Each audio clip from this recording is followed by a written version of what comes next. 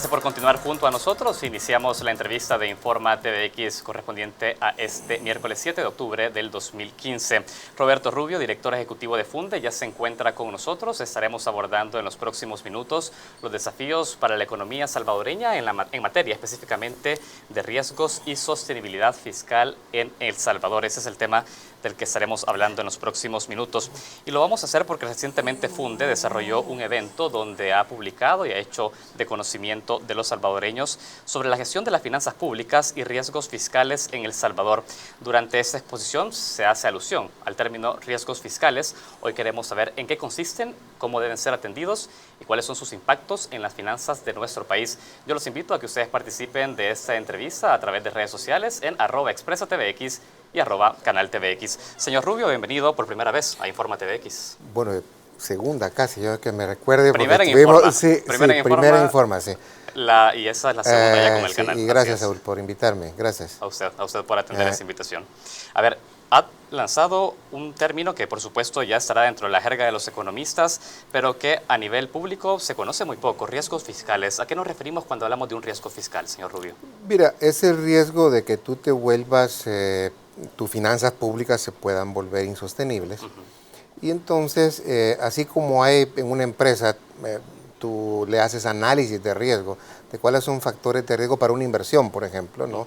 Tú tomas varias variables para evitar ese riesgo. Entonces, Funde ha venido trabajando los temas sobre seguridad fiscal, los temas de transparencia fiscal, los temas de sostenibilidad fiscal, hay varios documentos.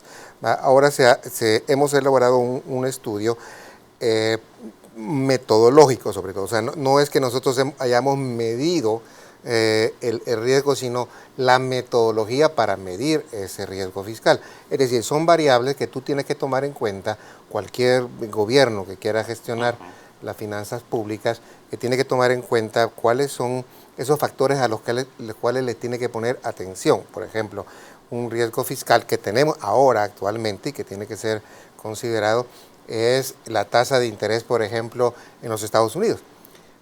O la tasa de... ¿Por qué? Porque si la Fed, que se llama el Tesoro norteamericano, como se especula que posiblemente pronto pueda subir la tasa de interés, todos aquellos préstamos que tiene el gobierno en títulos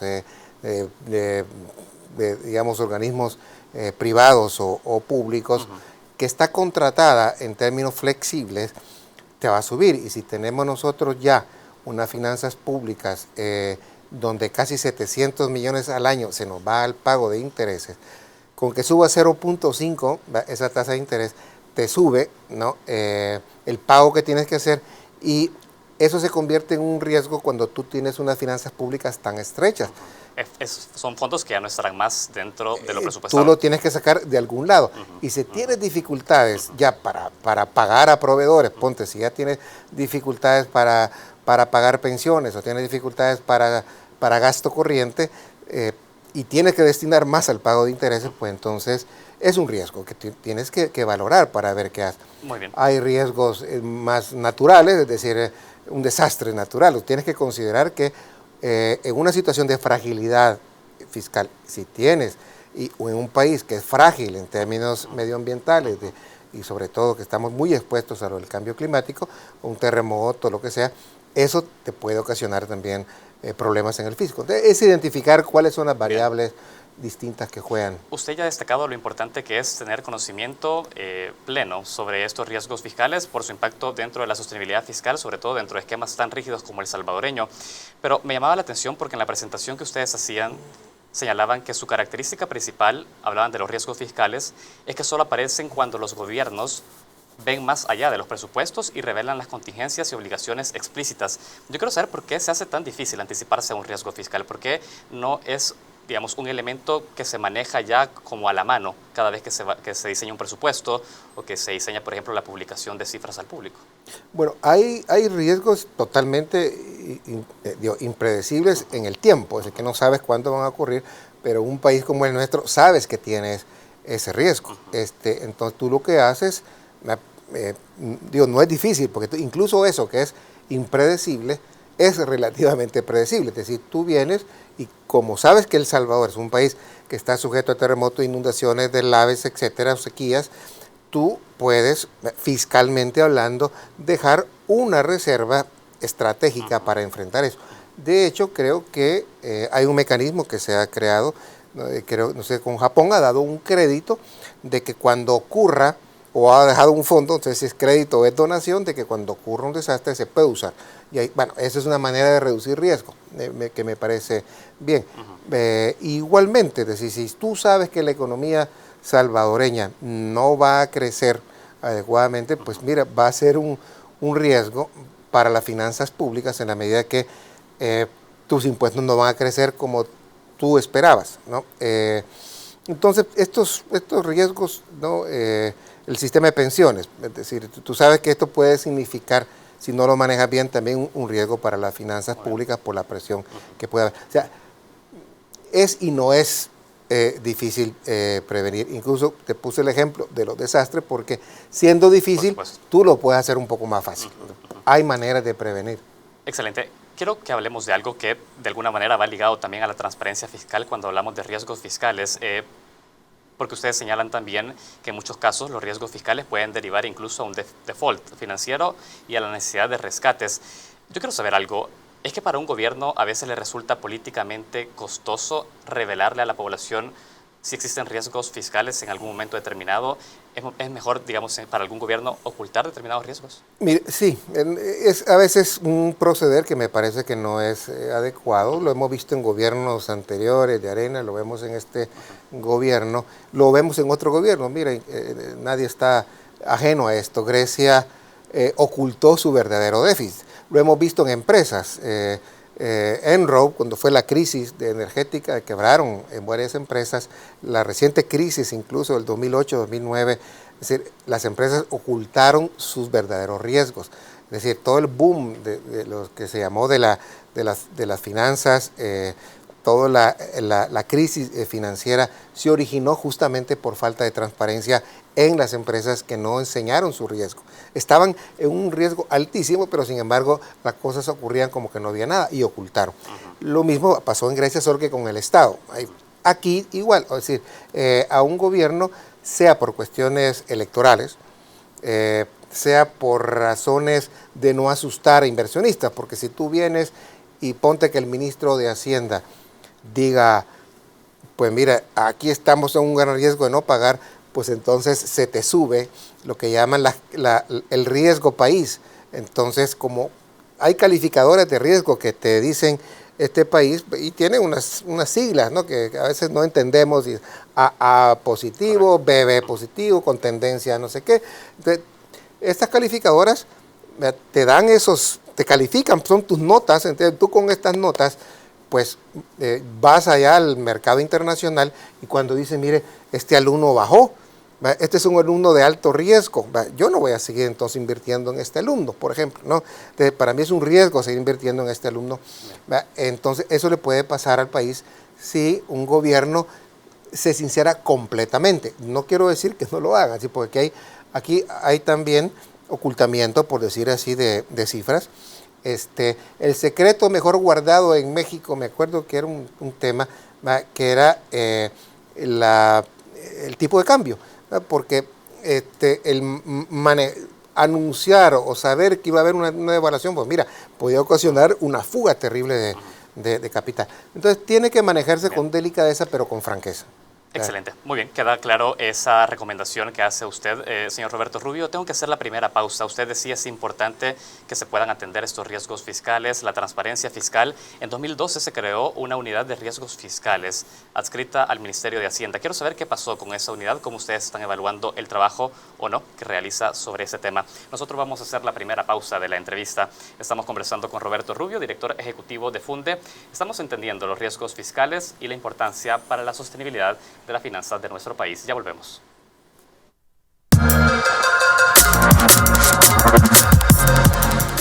Gracias por continuar con Informa TVX. Conversamos con Roberto Rubio, director ejecutivo de Funde. Hablamos sobre los desafíos para tener una mejor transparencia y eficiencia fiscal. Señor Rubio, usted ya era muy claro sobre la importancia que el gobierno atienda esto que ha denominado riesgos fiscales. Hay muchísimos casos o muchísimos elementos que podrían estar dentro del término riesgo fiscal. Tenemos entendido que en el 2012 se creó una unidad de riesgos fiscales y dependía de la Dirección de Política Económica y Fiscal del Ministerio de Hacienda. ¿Qué pasó con esto? ¿Está dando resultados?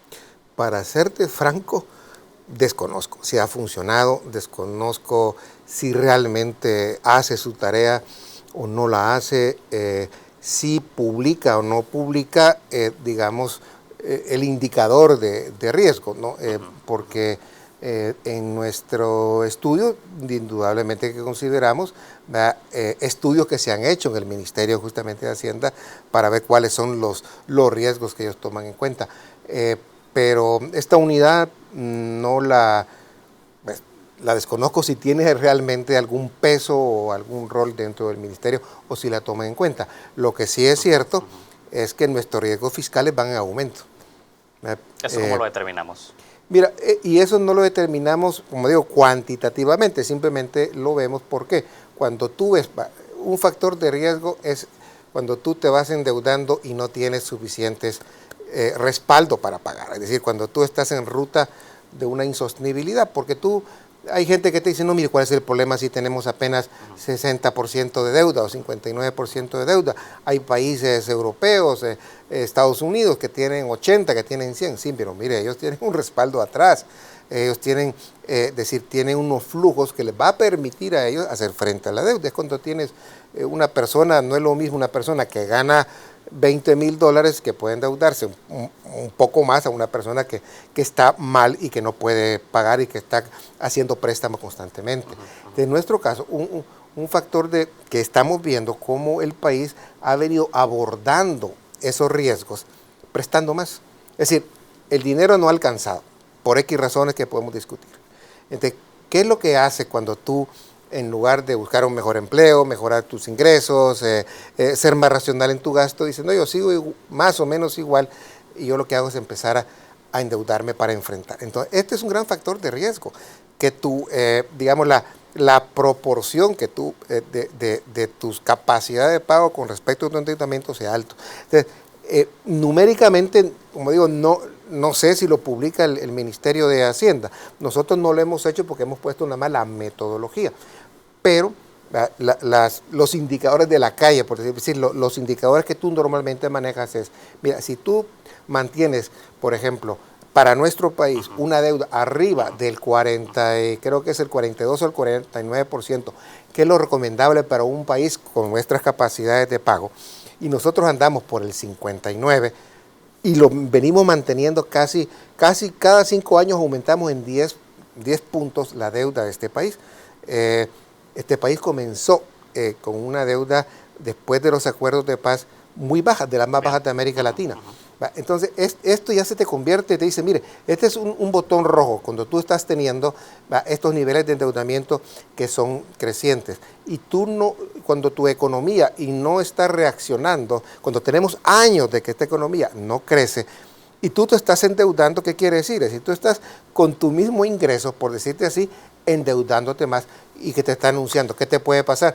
Es que hay un momento en que no te van a prestar porque nadie va a confiar en que vas a ser buen pagador. Y es un riesgo que hay que atender de inmediato, es lo que usted dice, porque a la medida que sigamos endeudándonos con el nivel de ingresos y pago, llegaríamos a una situación de impago de deuda, de alguna manera. Es que se puede llegar a una situación de impago si la presión pues, es muy alta. Si hay un momento en que lo que tú tienes que pagar, hacer frente a las responsabilidades que tenés en gasto y tus ingresos no te dan, y de repente tu deuda es tan alta que tienes que hacer frente, porque ahorita no me recuerdo, pero hay momentos que no solo pagas anualmente intereses, hay picos donde tienes que amortizar.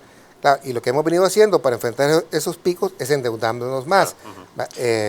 Los riesgos del uso frecuente de letes abultados, estos son riesgos que pueden, digamos, hacer que justamente llegue un momento que diga, mire, yo ya no tengo, ya lo hemos visto, fíjate, a nivel nacional, a pequeña escala, cuando el gobierno les dice a sus proveedores, mire, ahora este año yo no les puedo pagar, espéreme hasta el otro. Bien.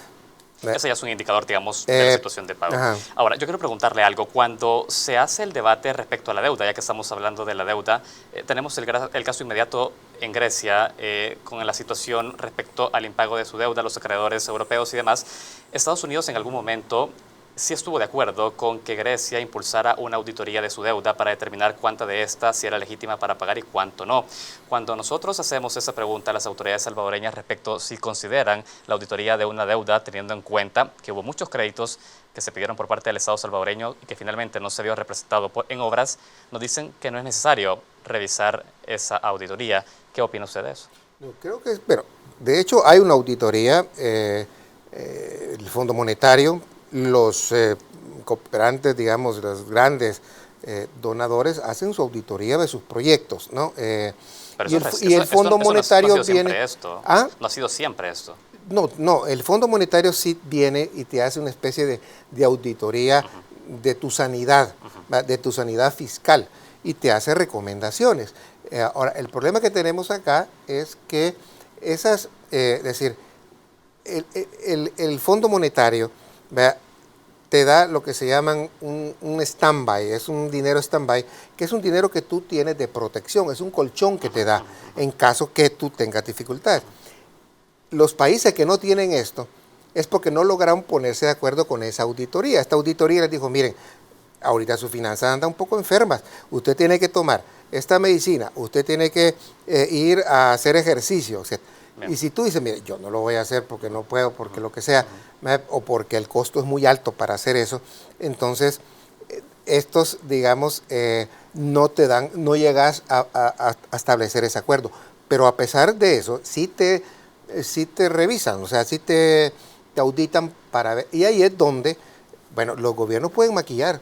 Ahora, pero existen procesos alternativos a los que impulsan los acreedores de la deuda, como el FMI, para revisar y auditar esos préstamos. Y se lo pregunto en el caso específico de Ecuador y Argentina, por ejemplo, dos países que han realizado auditoría de su deuda, que ha sido reconocido incluso por el sistema de Naciones Unidas y que les ha permitido disminuir en una cantidad considerable lo que tenía que pagar el Estado ecuatoriano, en ese caso, a sus acreedores. Y le pregunto lo mismo, ¿son los salvadoreños quienes estamos pagando esa deuda? ¿Es necesario revisar qué deuda no debemos pagar? Es que ahí, bueno, primero, no solo es, digo, Fondo Monetario, las calificadoras de riesgo te hacen también auditorías, donde incluyen la deuda. O sea, la deuda es una parte fundamental, ¿va?, de los análisis de riesgo, el manejo de tu deuda, ¿no?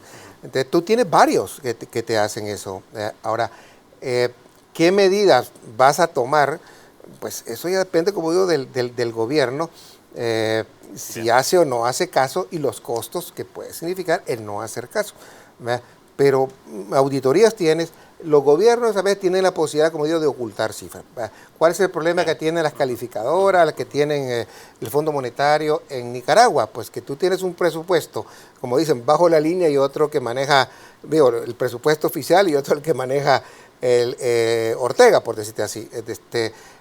Los fondos de PDVSA no entran, qué sé yo, a presupuesto, se manejan paralelamente.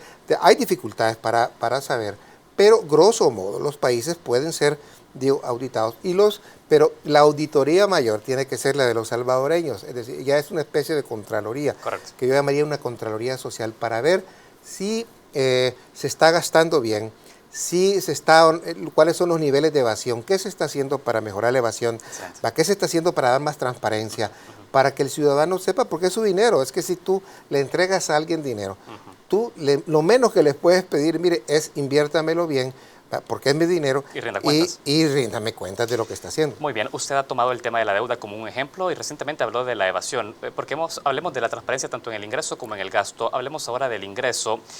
Recientemente escuchamos al ministro de Economía decir que se piensa promover otra iniciativa de incentivo fiscal a las empresas generadoras de energía renovable, y con esta se sumaría a las más de 20 leyes que existen en el país que permiten la elusión fiscal.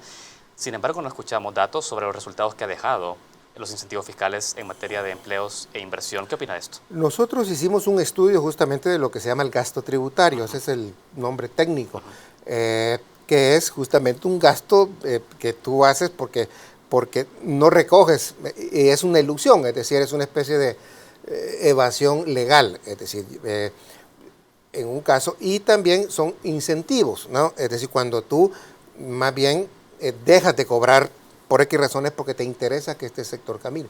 Nuestro estudio nos arrojó, creo que era solamente para el sector maquila, porque ahí hay un montón de subsidios, y comparamos, veamos, era maquila y también, bueno, zonas francas y digamos, régimen de libre, digamos, comercio. Y a nosotros vimos que al año eran alrededor, si no me equivoco ahora, nos daban cerca de 600 millones en incentivos fiscales, ¿no? Que es mucho dinero. Ahora, uno dice, ok, mira, los incentivos pueden ser buenos, pero cuando nosotros evaluamos contra, si yo invierto estos 600, yo espero que entonces esa inversión me dé más, se traduzca en más empleo, en más crecimiento, en más impuestos, etc. Entonces, ahora no recuerdo las cifras exactas monetarias, pero la conclusión nuestra es que no compensaba. Es decir, el gobierno puede ahorrarse mucho si realmente apoya a aquellos que realmente tiene que apoyar, porque hay varios incentivos que no son, digamos, muy eficientes y el gobierno está gastando a fondo perdido, por decir así, porque no está dando los resultados. Entonces, esto tiene que hacerse una revisión, porque si el ministro dice, no, voy a dar más incentivos, y no hay un mecanismo para revisar el desempeño de los incentivos, pues entonces estás tirando dinero.